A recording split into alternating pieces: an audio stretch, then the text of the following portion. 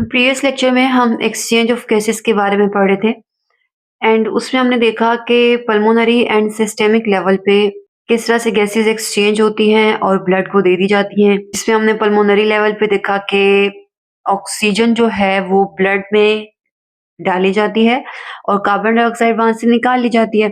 Same इसी तरह से हमने सिस्टेमिक लेवल पे देखा कि सिस्टेमिक लेवल में जो कार्बन डाइऑक्साइड है वो हमने ब्लड को देनी है एंड ऑक्सीजन जो है वो ब्लड से निकालनी है।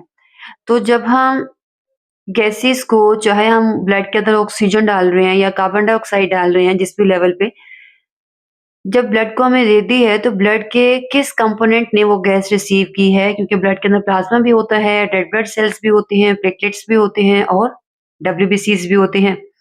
तो आज हमने बात करनी है कि ब्लड का कौन सा कंपोनेंट बेसिकली इन्वॉल्व होता है गैसेस को ट्रांसपोर्ट करने में, चाहे वो लंग्स से बॉडी की तरफ है या बॉडी से लंग्स की तरफ है। तो हमने दो गैसेस की ट्रांसपोर्ट देखनी है।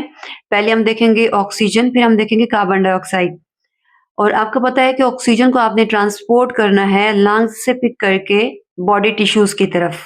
तो ये ट्रांसफर करने के लिए हम हेल्प लेते हैं ब्लड के अंदर मौजूद प्लाज्मा की, और सेकेंड हम लेते हैं ब्लड के अंदर मौजूद रेड ब्लड सेल्स की। और रेड ब्लड सेल के अंदर क्या मौजूद होता है? हीमोग्लोबिन।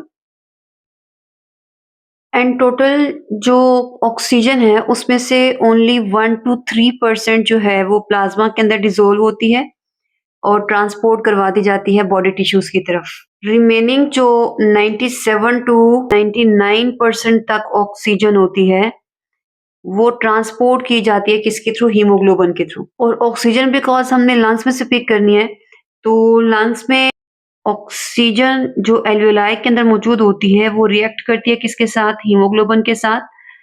और ये एक रिवर्सिबल रिएक्शन के थ्रू क्या बनाती है? Oxy haemoglobin. रिवर्सिबल मैंने इसलिए बोला है कि जब लंग्स के एल्वियोलाई के अंदर ये हीमोग्लोबिन है तो ये क्या कर लेती है? ऑक्सीजन को पिक कर लेती है। बॉडी के टिश्यूज के पास जाके ये रिवर्स हो जाती है, मीन्स की ऑक्सी हीमोग्लोबिन स्प्लिट होती है एंड ऑक्सीजन का मॉलिक्यूल चला जाता है बॉडी टिश्यूज में, हीमोग्लोबिन अगेन क्या हो जाती है? फ्री। तो इसलिए इसको हम क्या कह रहे हैं? रिवर्सिबल रिएक्शन है। एल्वियोलाई के अंदर ये इस साइड से इस साइड में मूव करेगा एंड बॉडी के टिश्यूज में ये रिवर्स हो जाता है, ऑक्सीजन फ्री हो जाती है और हीमोग्लोबिन भी फ्री हो जाती है। हीमोग्लोबिन के अगर स्ट्रक्चर की बात की जाए तो एक आयरन एटम मिलता है और उसके साथ मौजूद होता है इस तरह की 4 रिंग्स जो हैं उसको सराउंड करी होती हैं और जिनके साथ मौजूद होती है इस तरह की एक टेल। टोटल हीमोग्लोबिन के स्ट्रक्चर में इस तरह की 4 चेन्स मौजूद होती हैं। 2 को हम कहते हैं अल्फा चेन्स और 2 को हम कहते हैं बीटा चेन्स। तो इट मीन्स कि अगर 4 चेन्स मौजूद हैं इस तरह की, तो टोटल आयरन जो है वो कितने हो जाएंगे हीमोग्लोबिन में? 4। तो अगर हीमोग्लोबिन के स्ट्रक्चर में 4 आयरन मौजूद हैं तो एक आयरन जो है वो कैरी करता है 1 ऑक्सीजन। तो 4 आयरन कितने कैरी करेंगे? 4 ऑक्सीजन मॉलिक्यूल। तो इट मीन्स के हमारे पास जो एक हीमोग्लोबिन होती है वो पिक करती है कितने ऑक्सीजन के मॉलिक्यूल? 4। इसी तरह से 1 ग्राम ऑफ हीमोग्लोबिन जो है 1.34 ml ऑफ ऑक्सीजन मॉलिक्यूल्स क्या करती है? पिक करती है। तो ट्रांसपोर्ट ऑफ ऑक्सीजन के अंदर ये 2 चीजें ही आपको याद करनी है कि जब भी ब्लड लंग्स के अंदर मौजूद होगा तो लंग्स के अंदर जो ऑक्सीजन है वो 1 to 3% डिसोल्व हो जाएगी प्लाज्मा के अंदर। 97 से 99% जो है वो ब्लड के रेड ब्लड सेल्स की हीमोग्लोबिन पिक कर लेती है। जब हीमोग्लोबिन पिक करती है ऑक्सीजन को तो किस फॉर्म में आ जाती है? ऑक्सी हीमोग्लोबिन की फॉर्म में। और फिर ये ब्लड एल्वियोलाई से जब बॉडी की तरफ ट्रांसफर करता है तो बॉडी के पास जाके ऑक्सीजन बॉडी के टिश्यूज को दे देगा। हीमोग्लोबिन अगेन क्या हो जाती है? वहां पे फ्री हो जाती है।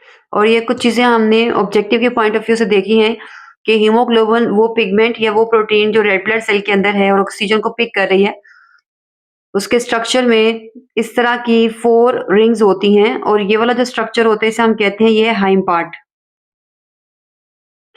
एंड इस पार्ट को हम कहते हैं ये है ग्लोबिन पार्ट, बिकॉज़ जो फाइनल फॉर्म होती है उसमें हाइम के ऊपर ये वाली चेन जो है वो ग्लोबुलर फॉर्म में अरेंज हो रही होती है। और इस तरह के टोटल कितने हमने बोला चेन्स मौजूद है, 4 हैं, जिसमें से 2 को हम कहते हैं अल्फा चेन्स, एक होती है अल्फा 1, एक होती है अल्फा 2 एंड 2 ही इसी तरह की होती हैं बीटा चेन्स, एक को हम कहते हैं बीटा 1 और सेकंड को हम बोलेंगे बीटा 2। फिर हमने बोला कि एक आयरन जो है वो अपने साथ एक ऑक्सीजन को बाइंड करवाता है और आयरन ऑक्साइड की फॉर्म में पिक करके बॉडी के टिश्यूज के पास लेके आता है।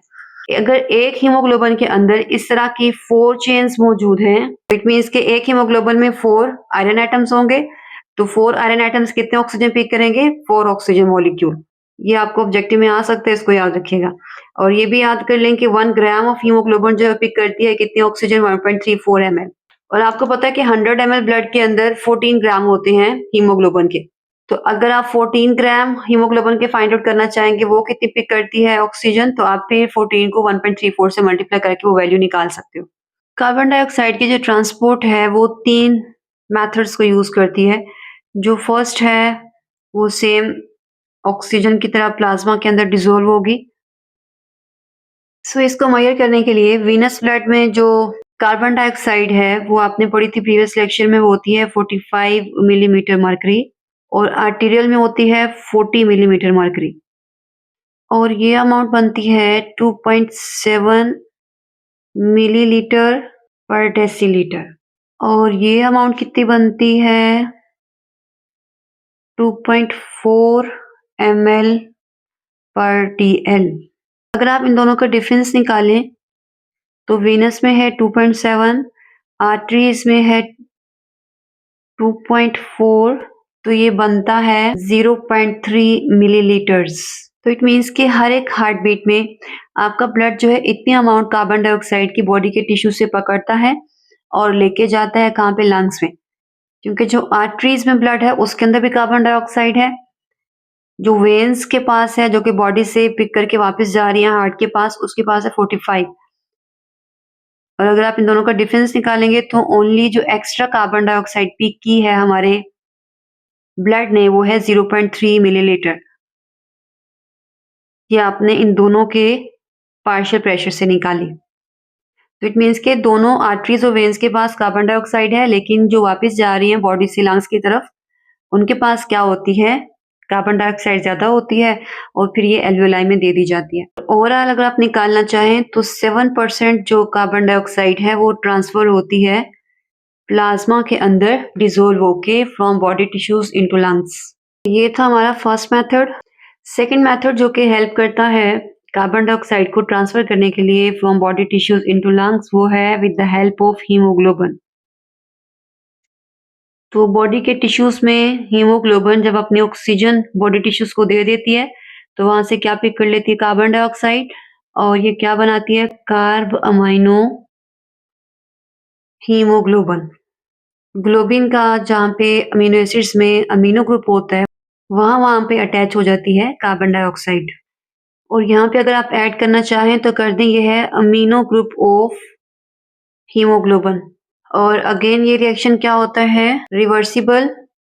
ये रिएक्शन होता है बॉडी टिश्यूज में और इस साइड पे जाके मूव कर जाता है लंग्स में। हीमोग्लोबिन फ्री हो जाती है, कार्बन डाइऑक्साइड को रिलीज कर दिया जाता है। और इसमें भी ऐड कर लें कि इस मेथड के थ्रू टोटल 23% जो कार्बन डाइऑक्साइड है वो लंग्स की तरफ ट्रांसफर की जाती है हीमोग्लोबिन की हेल्प के थ्रू एंड 7% प्लाज्मा के अंदर डिसॉल्व होकर जाती है and 0.3 millilitre 100 ml of blood के अंदर डिसॉल्व होती है कार्बन डाइऑक्साइड, वाइल यहाँ पे 1.4 ml ऑफ ऑक्सीजन डिसॉल्व है कितने ब्लड में? 100 ml ऑफ ब्लड में। एंड थर्ड मेथड जो कि कार्बन डाइऑक्साइड को ट्रांसपोर्ट करने में हेल्प करता है वो है बाइकार्बोनेटाइंस। एंड अप्रोक्सीमेटली 70% जो कार्बन डाइऑक्साइड है वो इस फॉर्म में बॉडी के टिश्यू से ट्रांसफर की जाती है लंग्स की तरफ। और ये जो बाइकार्बोनेटाइंस होते हैं ये होते हैं सोडियम एंड पोटाशियम के, भी मौजूद है ब्लड बॉडी टिश्यूज के पास। तो बॉडी टिश्यू से जो कार्बन डाइऑक्साइड है वो मूव करती है किसके अंदर? रेड ब्लड सेल्स के अंदर।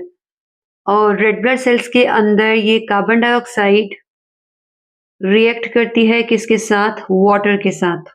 और क्या बना देती है? Carbonic acid. और आरबीसीज़ के साइटोप्लाज़्म में अप्रॉक्सिमेटली 65% वाटर होता है जो कि इसके साथ रिएक्ट करके बनाता है कार्बोनिक एसिड। ये कार्बोनिक एसिड जो है ये स्प्लिट होता है प्रोटॉन में एंड बाइकार्बोनेट आयंस में। इसमें से बाइकार्बोनेट आयंस जो है ये मूव कर जाते हैं प्लाज्मा के अंदर, वहां पे ये रिएक्ट करते हैं किसके साथ? सोडियम के साथ या फिर पोटेशियम के साथ। तो अगर ये सोडियम के साथ रिएक्ट करेंगे तो जो बाइकार्बोनेट आयन बनेगा वो क्या होगा? Sodium bicarbonate ion. और अगर ये पोटेशियम के साथ रिएक्ट करेगा तो ये क्या बनाएगा? Potassium bicarbonate ion. इस बाइकार्बोनेट आयन के रेड ब्लड सेल के अंदर में बनने की दो रीजंस होती हैं। एक तो ये जो सोडियम एंड पोटेशियम होते हैं जो कि प्लाज्मा के अंदर मौजूद होते हैं, ये रेड ब्लड सेल के अंदर नहीं जा सकते हैं क्योंकि इसकी ये जो मेम्ब्रेन है जिसे हम डोनल्स मेम्ब्रेन कहते हैं, और किसकी मेम्ब्रेन है ये? आरबीसीज की। तो ये क्या होती है? ये होती है इम्परमिएबल सोडियम एंड पोटेशियम के लिए, इसलिए सोडियम एंड पोटेशियम बाहर ही रहते हैं, वो आरबीसीज के अंदर नहीं जा सकते। तो पहले हमने बाइकार्बोनेट आयन आरबीसीज के अंदर बनाना है, फिर वहां से उसको बाहर लेके आएंगे, फिर सोडियम के साथ रिएक्ट करेंगे तो क्या बना लेंगे? Sodium bicarbonate. और अगर हम पोटेशियम के साथ रिएक्ट करेंगे तो क्या बन जाएगा? Potassium bicarbonate. अब ये जाते हैं लंग्स की तरफ और लंग्स में जाके ये जो रिएक्शन होता है ये रिवर्स होता है। कार्बन डाइऑक्साइड जो फ्री करवा दी जाती है, वाटर जो है उसमें से निकल जाता है और कार्बन डाइऑक्साइड को फिर एक्सहेल कर दिया जाता है। और इस पूरे रिएक्शन के लिए मीन्स के कार्बन डाइऑक्साइड एंड वाटर को रिएक्ट करवा के कार्बोनिक एसिड बनाने के लिए जो एंजाइम हमें रिक्वायर्ड होता है वो होता है कार्बोनिक एनहाइड्रेज।